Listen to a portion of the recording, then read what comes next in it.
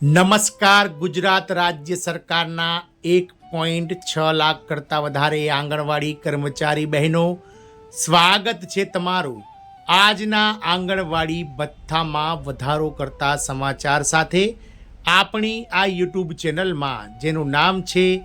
ગુજરાતી જીકેની જમાવટ. તો ગુજરાત સરકાર દ્વારા ગત રોજ આંગણવાડી કાર્યકર અને તેડાગર બહેનો માટે આ ભથ્થામાં વધારો કરતો એક ઐતિહાસિક નિર્ણય જાહેર કરવામાં આવ્યો હતો. ગત રોજ ગુજરાત સરકાર દ્વારા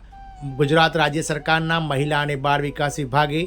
મુખ્યમંત્રીએ આપેલા આ વચનને પાળ્યું છે અને તેના માટેનો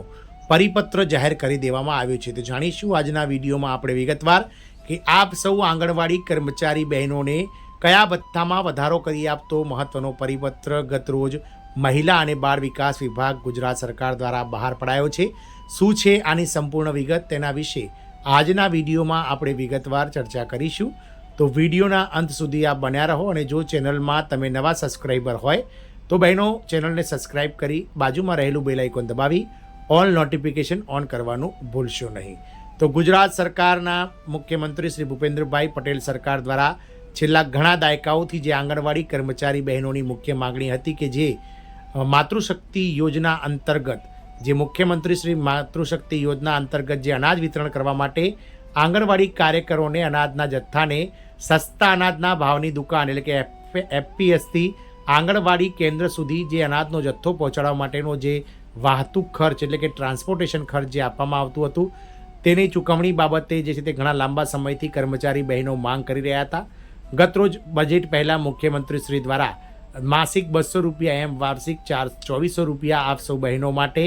આ સસ્તા અનાજની દુકાનેથી આંગણવાડી કેન્દ્ર સુધી અનાજ લાવવાનો વાહતુક ખર્ચ ચૂકવવા બાબતે જે છે તે જાહેરાત કરાઈ હતી. ત્યારે ગત 18 ફેબ્રુઆરી 2026ના રોજ ગુજરાત સરકારના મહિલા અને બાળ વિકાસ વિભાગ દ્વારા આના વિશે ઓફિશિયલ પરિપત્ર જાહેર કરાયો છે. તો મુખ્યમંત્રી માતૃશક્તિ યોજના અંતર્ગત અનાજ વિતરણ કરવા માટે આંગણવાડી કાર્યકરને અનાજના જથ્થાને સસ્તા અનાજના ભાવની દુકાન એટલે કે એફપીએસથી આંગણવાડી કેન્દ્ર સુધી લાવવા માટે વાહતુક ખર્ચ ચૂકવવા બાબતે ગુજરાત રાજ્ય સરકાર મહિલા અને બાળ વિકાસ વિભાગનો પરિપત્ર,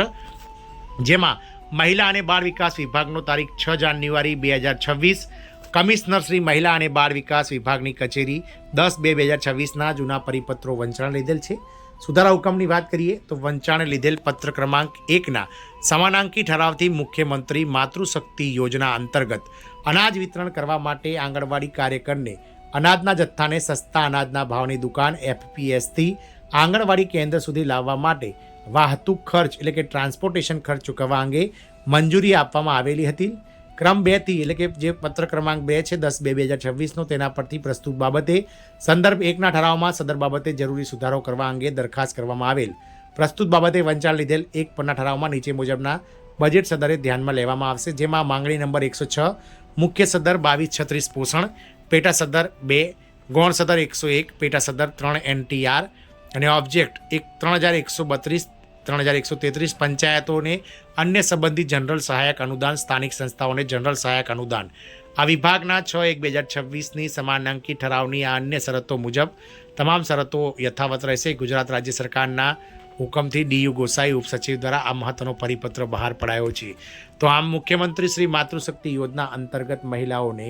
જે સસ્તું અનાજ, જે કહી શકાય સસ્તા અનાજની દુકાનોથી જે અનાજ વિતરણ માટેનો જે અનાજનો જથ્થો લાવવા માટેનું જે વાહન ભાડું છે એટલે કે જે મુસાફરી ભથ્થું છે, ટ્રાન્સપોર્ટ એલાઉન્સ, તે વાહતુક ખર્ચ જે છે તે માસિક 200 રૂપિયા લેખે વાર્ષિક 2400 રૂપિયા આંગણવાડી કાર્યકરોને સીધા તેમના ડીબીટી એટલે કે ડાયરેક્ટ બેંક ટ્રાન્સફર આપવાનો મહત્વપૂર્ણ પરિપત્ર ગુજરાત સરકાર મહિલા અને બાળ વિકાસ વિભાગે બહાર પાડ્યો છે. જય હિન્દ, અસ્તુ.